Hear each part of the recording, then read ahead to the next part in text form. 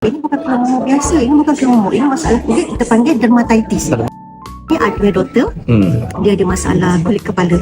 So one day tu dia datang ke I, dia kata, ibu, kepala dia banyak keluar momok. Saya kata, mungkin salah shampoo lah. Usually kita cakap macam tu. Okay, you cari by the natural one.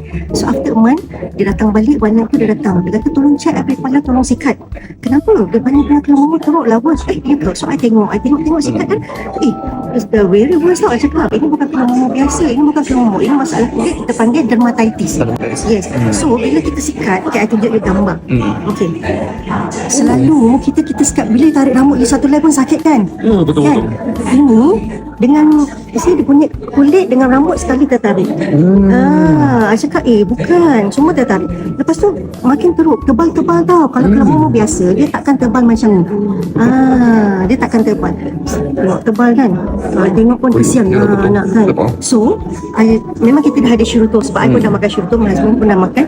So dekat rumah I kata, okay, now malam ni you ambil 2 sachet terus. So besok morning 2. So everyday 4 lah macam tu. So 1 kotak saja syuruto tanpa ada ubat-ubatan lain, hospital ke apa tak ada. Syuruto saja 1 kotak. Dia punya kulit dah cantik daripada yang worst tadi. Ya. Wah, cantik tu. Ya, 1 kotak syuruto. 1 kotak saja. 1 kotak syuruto. Dia dapat. So now memang I consider bagi diorang aspirina, syuruto memang maintenance kat rumah sekarang. Itulah untuk anak-anak. Dan I pairkan diorang pakai Alorasok saja.